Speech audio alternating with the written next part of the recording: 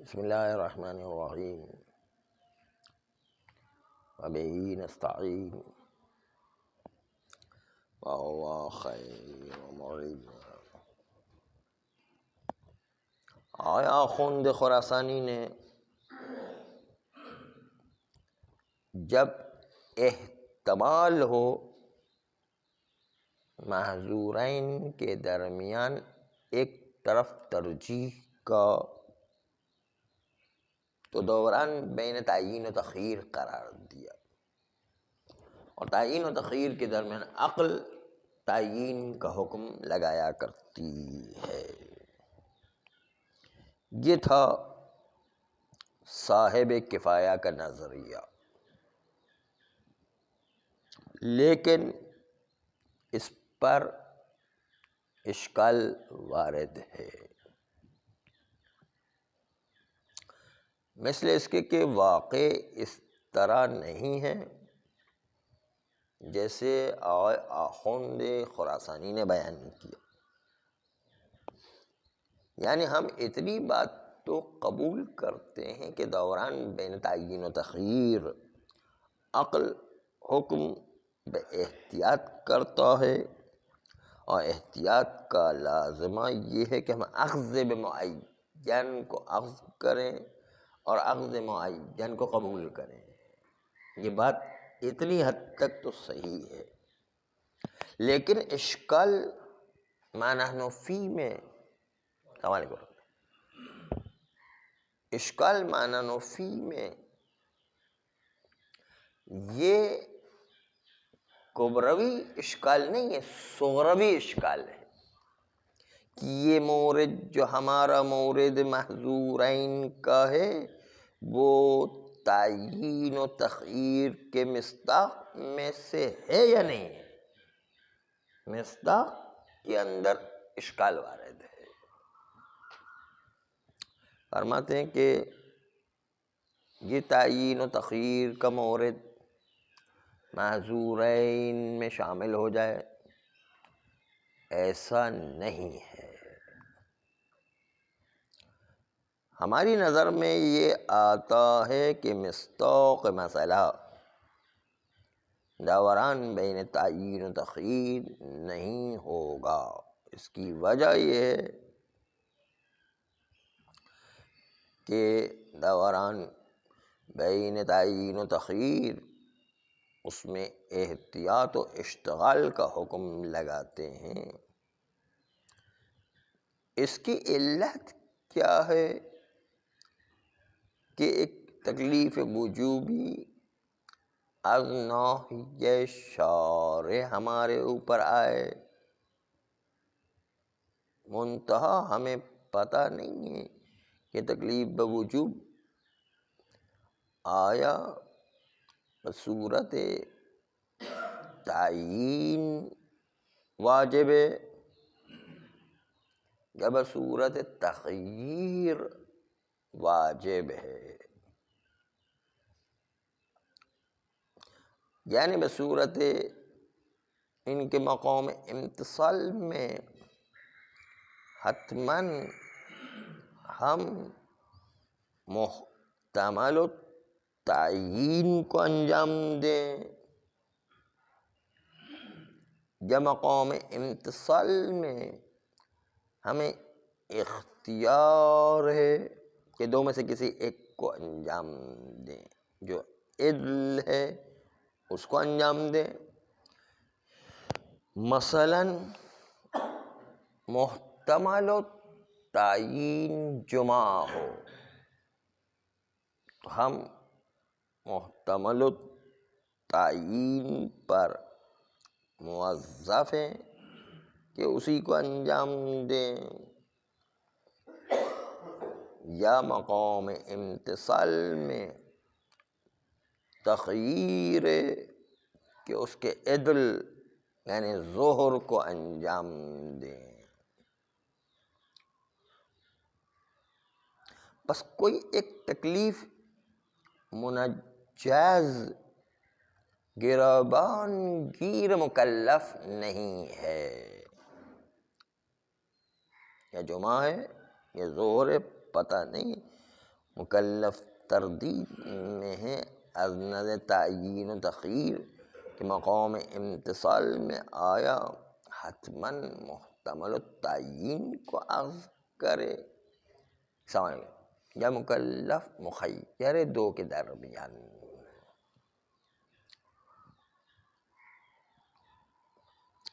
یہاں پر تو عقل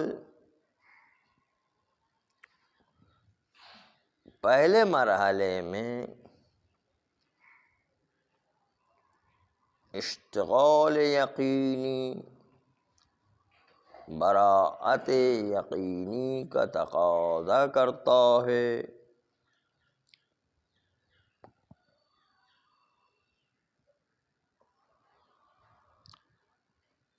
چونکہ اشتغال یقینی براعت یقینی کا تقاضا کرتا ہے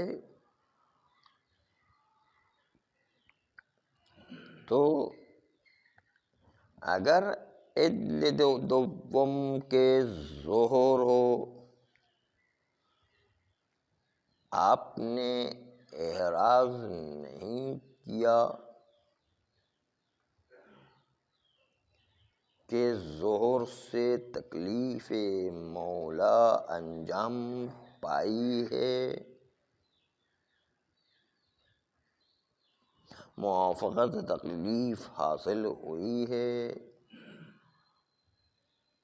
یا موافقت تکلیف حاصل نہیں ہوئی ہے.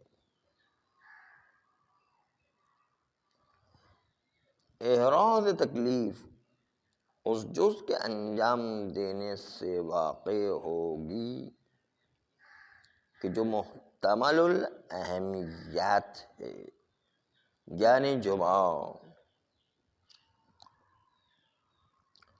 لہذا انسان کے لیے تصور نہیں ہو سکتا کہ دوران بین تعین و تخیر انسان اشتغال کے علاوہ کوئی اور راستہ اختیار کرے،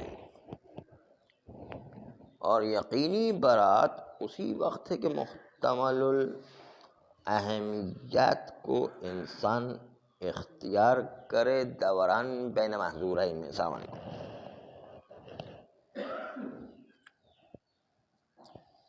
معنی نفی میں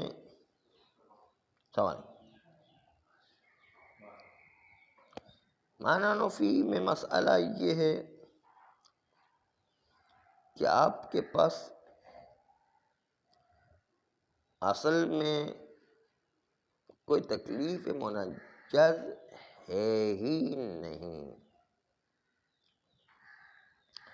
اس لیے کہ آپ کا علم اجمالی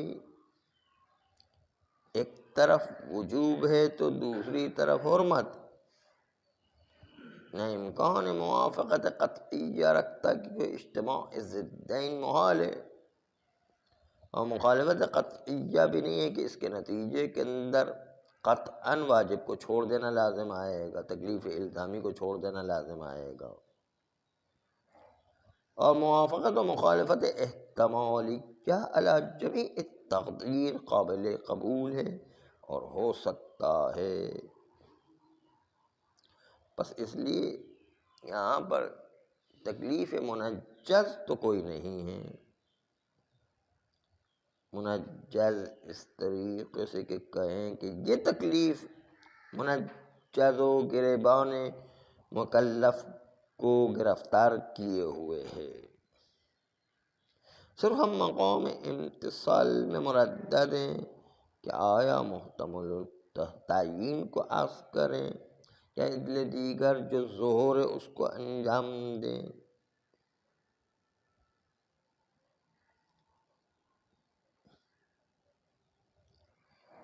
چونکہ یہاں پر فقط ہم ہیں اور ایک مزیت احتمالی، ایک مزیت احتمالی کسی ایک طرف موجود ہے، معلوم نہیں ہے کہ مزیت اس پر تکیہ کیا جا سکتا ہے یا تکیہ نہیں کیا جا سکتا۔ سمجھ کوئی دلیل نہیں کہ ہم حتماً جانب ذو المزیت کو اخذ کریں۔ ذو المزیت جو وجوب ہو تو وجوب کو اخذ کریں، حرمت ہو تو حرمت کو اخذ کریں۔ اس لیے ما نحن فی اور مسئلہ تعیین و تخییر، ان دونوں کے درمیان کمال فرق موجود ہے۔ مسئلہ تعیین و تخییر میں ایک وجوب معین ہوا کرتا ہے، ایک تکلیف الزامی منجز ہوا کرتی ہے۔ خالی اس تکلیف منجز وجوب میں پتہ نہیں ہوتا آیا ظہر واجب ہے یا جمعہ، تو وہاں پر اگر کسی میں احتمال یہ موجود ہو کہ جمعہ مثلاً ذو المزیت ہے، تو اصالۃ الاشتغال وہاں پر تقاضا کرتا ہے کہ ہم نماز جمعہ کو اختیار کریں، اس لیے کہ وہ ذو المزیت تعیین و تخییر کا مسئلہ لے کر آتا ہے۔ تعیین میں حتمی طور پر نجات ہے اور تخییر میں چانس پر ہے کہ ہم نجات پائیں گے یا نہیں، پتہ نہیں ہے۔ اس لیے حتمی نجات احتمالی نجات سے بہتر ہوا کرتی، عقل اس کو واجب قرار دیتی کہ حتمی نجات کو اخذ کیا جائے، اس بنیاد پر تعیین کو اخذ کیا جاتا ہے۔ اس لیے کہ عالم کی تقلید کرے یا غیر عالم کی تقلید کرے، عالم کی تقلید کو تو سب مانتے ہیں، اس کے اندر کوئی اختلاف نہیں ہے، لیکن غیر عالم کی تقلید میں اختلاف ہے کہ مانے یا نہ۔ اس لیے عالم میں تو نجات قطعی ہے، تعیین ہے نہیں۔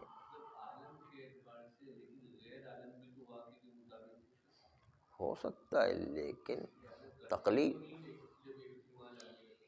تقلید کرنے کے سلسلے میں مسائل کو ابھی ہم نہیں دیکھ رہے، تقلید کس کی کریں، عالم کی کریں یا غیر عالم کی کریں، مسئلے کو ابھی نہیں دیکھ رہے، صرف عالم اور غیر عالم کو دیکھنا ہے صرف اس وقت۔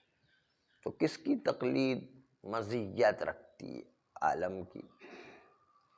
عالم کی تقلید مزیت بھی رکھتی ہے، اور تمام علماء نے عالم کی تقلید کو تو مانا ہے، غیر عالم کی تقلید میں اختلاف ہے۔ نہیں، سب نے فتویٰ دیا کہ عالم کی تقلید تو کی جا سکتی ہے۔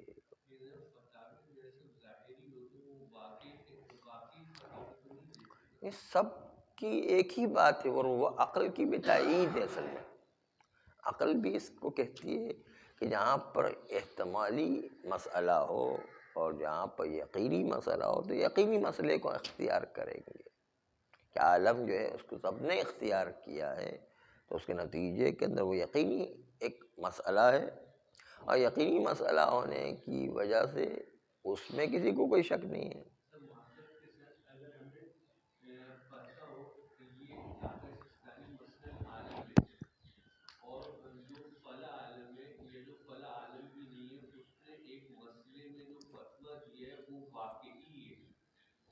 فتویٰ سے ہم بحث ہی نہیں کر رہے ہیں، فتویٰ کو نہیں دیکھیں۔ اب ذہن کسی اور طرف جا رہے ہیں، اس لیے اس سوال کو ہم بار بار کاٹ رہے ہیں. ذہن وہ اس طرف مسئلوں کی طرف جائے ہی نہیں اصلا. عالم اور غیر عالم کے لفظ کو لے کر آئے بس خالی.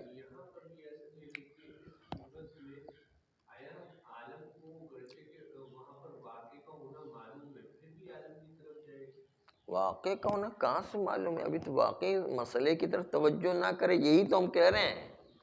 واقع کا مسئلہ آئے گا تو مسئلے کی طرف توجہ کرنے کی، ابھی اس کی طرف توجہ ہی نہیں ہے. صرف عالم و غیر عالم کے لفظ کو پکڑ لیں. ہاں، اس وقت عالم میں سب کے سب مانتے ہیں کہ تقلید کرنا جائز، اور غیر عالم میں اختلاف ہے. تو تعیین و تخییر کا مسئلہ ہو گیا نا کہ عالم میں آپ کو ہر صورت میں عالم کے اندر تعیین کی بنیاد پر عقل کہتی کہ ہر صورت میں نجات ہے اس کے اندر، کیونکہ سب نے اجازت دی اس کے اندر. لیکن غیر عالم میں سب نے اجازت نہیں، اس لیے اس میں چانس پر ہے کہ واقعے کے مطابق نکل آیا تو نجات ہے، واقعے کے مطابق نہیں نکلا تو پھر جو ہے وہ پکڑ ہو سکتی ہے. تو عقل انسانی کہتے کہ تعیین و تخییر کے درمیان تعیین کو لیا جائے. یہاں پر بھی اسی طریقے سے جمعہ اور ظہر ان دونوں کے درمیان وجوب منجز ہے، اور جمعہ ایک محتمل الاہمیت بھی ہے ظہر کی نسبت سے. سمجھ گئے؟ تو اب جب محتمل الاہمیت ہے تو اس بنیاد پر محتمل الاہمیت کو تعیین کی بنیاد پر سب نے مانا ہے کہ انتخاب کر سکتے ہیں، کیونکہ اس میں تخییر والے بھی مانتے ہیں اور تعیین والے بھی مانتے ہیں. تو اس لیے ہم اس کو اختیار کریں گے، اور تخییر کی بنیاد پر ظہر کو انتخاب نہیں کریں گے، کیونکہ ظہر تخییر میں احتمالی ہے کہ شاید اس سے بہتر جو ہے وہ جمعہ ہو، اور وہ واقع میں لیا ہی نہیں گیا ہو. بس اس بنیاد پر جمعہ کو انتخاب کرنا بہتر ہے. یہ بات صحیح تھی تخییر کے اندر، لیکن ہمارا نحن فی محظورین میں گرفتار ہے کہ جہاں پر کوئی تکلیف منجز ہی نہیں ہو پا رہی، نہ وجوب منجز ہو پا رہا، نہ جو ہے وہ حرمت محرز ہو پا رہا ہے. تو یہ ہمارا مورد اس تخییر والے مورد میں، تخییر و تعیین والے مورد سے بالکل الگ ہے. تخییر و تعیین میں محرز ہوا کرتا ہے کہ وجوب ہے، محرز ہوا کرتا ہے کہ خصال کفارہ ثلاثہ میں سے کسی ایک کو نکالنا ہے. اب کون سا ترجیح رکھتا ہے وہ ایک الگ مسئلہ ہے. تو اب وہاں پر جب تخییر کے مورد میں جب تکلیف منجز ہو تو تعیین و تخییر کا مسئلہ چلتا ہے. لیکن ہمارے وہاں چونکہ تکلیف ہی منجز نہیں ہے کہ نہ وجوب منجز ہے، نہ حرمت منجز ہے دفن کافر میں، محظورین میں، اس لیے یہاں پر تعیین و تخییر کا مسئلہ نہیں چلے گا. یہ آخوند خراسانی پر اشکال وارد کیا گیا ہے.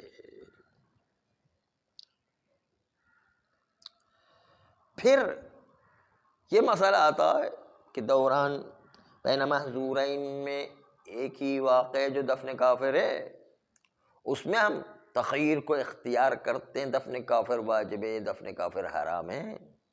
تخییر کو اختیار کرنے کے بعد آیا یہ تخییر استمراری ہے یا تخییر ابتدائی ہے؟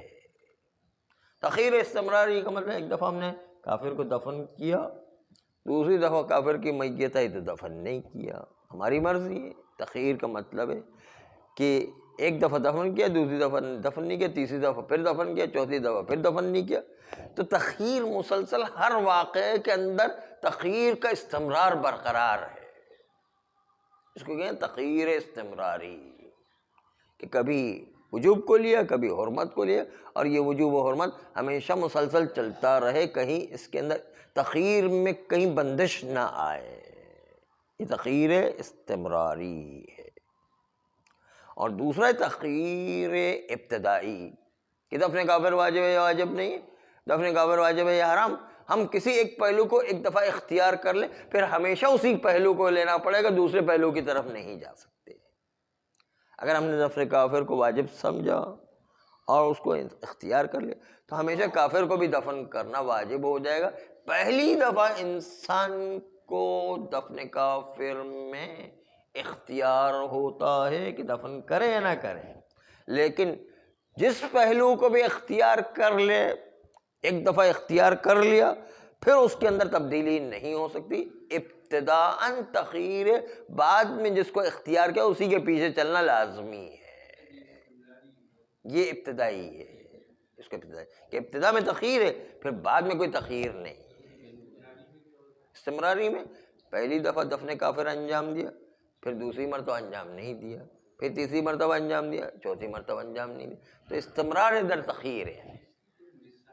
ہاں دفن کافر کی مثالیں پیش کر رہے ہیں، دفن کافر ایک دفعہ انجام دیتے ہیں، ایک دفعہ انجام نہیں دیتے، ایک دفعہ انجام دیتے ہیں، ایک دفعہ انجام نہیں دیتے۔ یہ حقیقی مثال بھی لے سکتے ہیں، حقیقی مثال جو علماء کہتے ہیں کہ تخیر اور استمرار کے قائل ہیں، اس میں دفن کافر ایک دفعہ انجام دیں گے، ایک دفعہ انجام نہیں دیں گے، ایک دفعہ انجام دیں گے، ایک دفعہ یہ استمرار ہو سکتا ہے، یہ حقیقی مثال ہے۔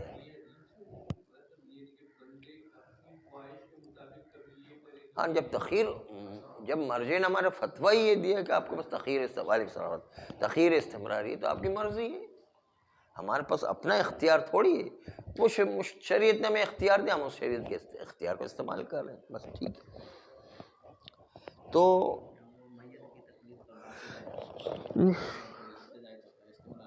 ہاں